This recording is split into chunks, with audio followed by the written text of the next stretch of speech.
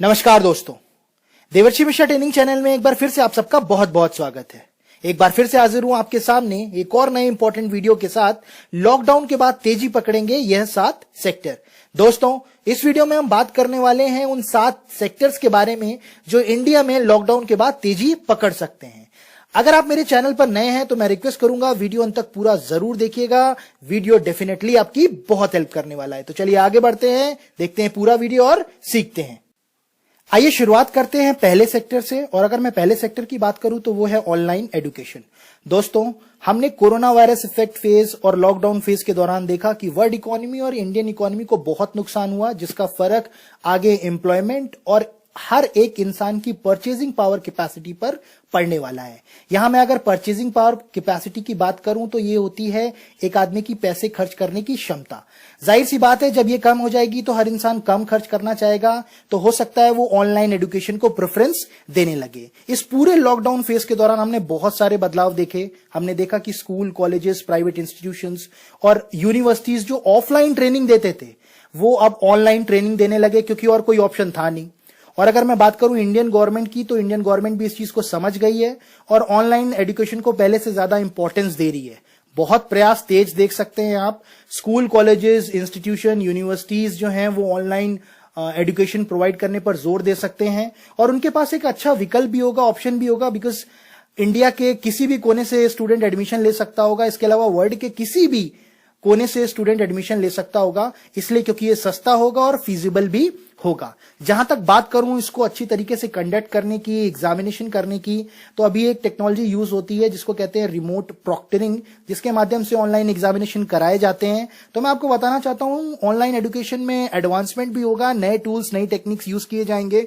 आप इसमें काफी रिसर्च भी देख सकते हैं और ऑनलाइन एजुकेशन बहुत तेजी से आगे बढ़ सकता है। दूसरी बात, फीमेल स्टूडेंट्स और फिजिकली चैलेंज स्टूडेंट्स के लिए एक अच्छा विकल्प होगा, सेफ विकल्प होगा और ये काफी इकोनॉमिकल रहने वाला है, जिसकी वजह से ये पहली पसंद बन सकता है। तो ऑनलाइन एजुकेशन में आप बहुत ग्रोथ देख सकते हैं। आइए बात करते हैं दूसरे सेक्टर की। दूसरा सेक्टर है इंटरनेट एंड ब्रॉडबैंड। तो यहां पर मैं आपको बताना चाहता हूं इंटरनेट ब्रॉडबैंड सर्विसेज प्रोवाइड करने वाली कंपनीज एंड प्रोडक्ट्स प्रोवाइड करने वाली कंपनीज के लिए मार्केट इंडिया में पहले से बेहतर हो सकता है, बिकॉज इंटरनेट अवेयरनेस बढ़ेगी और छोटे से छोटा व्यापारी और छोटी से छोटी कंपनी जो अभी तक ऑफलाइन मोड पर बिजनेस ज्यादा कर रहे थे, उनकी प्रेफरेंस बन सकता है ऑनलाइन मोड, बिकॉज ये कम कॉस्टली होगा और इसके माध्यम से बेहतर बिजनेस भी किया जा सकेगा। तो मैं आपको बताना चाहता हूं इंटरनेट एंड ब्रॉडबैंड सेक्टर में आप उछाल देख सकते हैं। आइए बात करते हैं तीसरे सेक्टर की, जो कि बहुत तेजी से ग्रो कर सकता है, और वो है लॉजिस्टिक्स। लॉजिस्टिक्स की अगर मैं बात करूं तो logistics people, materials, inventory and equipments को एक जगह से दूसरी जगह ले जाने की प्रोसेस है, प्रक्रिया है। लॉकडाउन के दौरान हमने देखा कि जितनी सारी जरूरी वस्तुएं थी उनकी सप्लाई करना और उनको लोगों तक पहुंचाना एक बहुत बड़ा चैलेंज रहा। हमने इस दौरान देखा कि मैन्युफैक्चरिंग पूरी तरीके से बंद रही और डिमांड और सप्लाई की चेन को मैनेज कर पाना कंट्री के लिए एक बहुत बड़ा चैलेंज रहा। लॉकडाउन खत्म होने के बाद आप देख सकते हैं लॉजिस्टिक सेक्टर में बहुत तेजी आ सकती है, बिकॉज मार्केट में नीड होगी और उस नीड को पूरा कर पाना एक बहुत बड़ा चैलेंज होगा, जिसके लिए प्रयास तेज होंगे।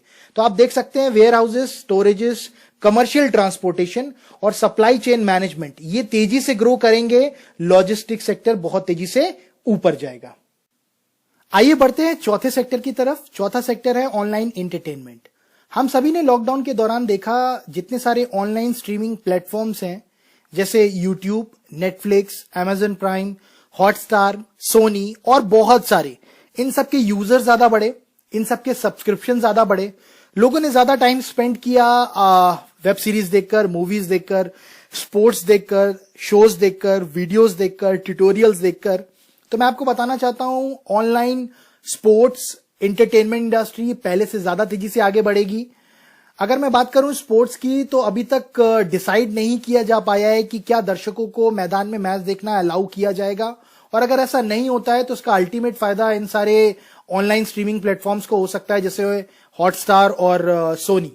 अगर मैं बात करूं मूवी शो की, तो बहुत बड़े बड़े प्रोडक्शन बैनर, मूवी बैनर एक तरीके का बिजनेस टाई अप करना चाहते होंगे, सो दैट कि वो बेहतर तरीके से बेनिफिट उठा सकें और आप आगे एंटरटेनमेंट इंडस्ट्री में एक बहुत बड़ा रेवोल्यूशन देख सकते हैं, जिसकी वजह से ये बहुत तेजी से आगे बढ़ सकती है। आइए बात करते हैं पांचवें सेक्टर की। पांचवा सेक्टर है computer, mobile and office systems. Lockdown खत्म होने के बाद वो सारी कंपनीज जो कि इलेक्ट्रॉनिक प्रोडक्ट्स बनाती हैं, जैसे laptop, desktop, tablet, mobile phones, उनके लिए अच्छा मौका होगा, बिकॉज डोमेस्टिक मार्केट के अलावा इंटरनेशनल मार्केट में भी रिक्वायरमेंट बहुत ज्यादा होगी। अगर मैं बात करूं कॉर्पोरेट वर्ल्ड की, तो कॉर्पोरेट वर्ल्ड शायद वर्क फ्रॉम होम मॉडल पर काम कर सकता है और बहुत सारी कंपनीज अपने एम्प्लॉयज को शायद ये ऑप्शन दे सकती हैं।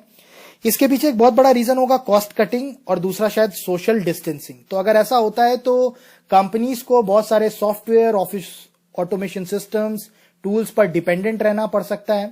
मैं आपको एक इंपॉर्टेंट चीज बताना चाहता हूं, रिलायंस जियो ने अभी अनाउंस किया है कि उनका जियो मीट, जो कि एक वीडियो कॉन्फ्रेंसिंग ऐप है, जल्दी लॉन्च होगा, जो कि स्काइप और जूम जैसा होगा। अब देखिए, अगर ऐसा होता है तो बहुत बड़ा रेवोल्यूशन होगा। और मैं बताना चाहता हूं कि अगर ये सेक्टर आगे बढ़ेगा तो इस सेक्टर से रिलेटेड प्रोफेशनल्स की भी रिक्वायरमेंट बहुत तेजी से आगे बढ़ सकती है। आइए आगे बढ़ते हैं सिक्स्थ सेक्टर की तरफ। और अगर मैं सिक्स्थ सेक्टर की बात करूं तो वो है ई कॉमर्स। मैं आपको बताना चाहता हूं ई कॉमर्स इंडस्ट्री बहुत तेजी से आगे बढ़ सकती है। ऑनलाइन शॉपिंग का ग्राफ बहुत तेजी से ऊपर जाने की उम्मीद है। Customers grocery, food items, essential products, non essential products बहुत तेजी से खरीद सकते हैं। तो मैं आपको बताना चाहता हूं कि ये एक ऐसी इंडस्ट्री है जो बहुत तेजी से ग्रो कर सकती है लॉकडाउन फेज के बाद। आइए फाइनली बात करते हैं सेवन सेक्टर की। सेवन सेक्टर है हेल्थ एंड मेडिकल फैसिलिटीज। मैं आपको बताना चाहता हूं लॉकडाउन के बाद health and medical facilities sector पहले से और बेहतर प्रदर्शन कर सकता है, बिकॉज लोग अपने हेल्थ को लेकर पहले से ज्यादा कंसर्न होंगे, जागरूक होंगे। अगर मैं बात करूं कंपनीज की, गवर्नमेंट ऑफिसेज की, पब्लिक प्लेसेस की, मॉल्स की, तो आप देख सकते हैं जगह जगह शायद थर्मल स्क्रीनिंग डिवाइसेस या मशीन्स लगी हों। सैनिटाइजर और मास्क की डिमांड बहुत लंबे समय तक रहने वाली है। और अगर मैं बात करूं कॉर्पोरेट की और गवर्नमेंट ऑफिसेज की, तो शायद सैनिटाइजर यूज करना मैंडेटरी भी किया जा सकता है। हेल्थ केयर सेक्टर में अगर मैं रिसर्च की बात करूं तो वीरोलॉजी, जो कि वायरस से रिलेटेड स्टडी होती है, और इम्यूनोलॉजी, जो कि इम्यूनिटी सिस्टम से रिलेटेड स्टडी होती है, इसमें रिसर्च बढ़ सकती है, इसमें स्टडी के केसेस और बढ़ सकते हैं। तो ये सेक्टर अगर मैं बात करूं ओवरऑल एक एवरग्रीन सेक्टर रहा है। इसमें पहले से और तेजी आएगी, जिसका फायदा इससे रिलेटेड प्रोफेशनल्स को भी मिलने वाला है। दोस्तों, आई होप ये वीडियो आपको अच्छा लगा। आई होप इस वीडियो ने आपके कुछ डाउट्स क्लियर किए।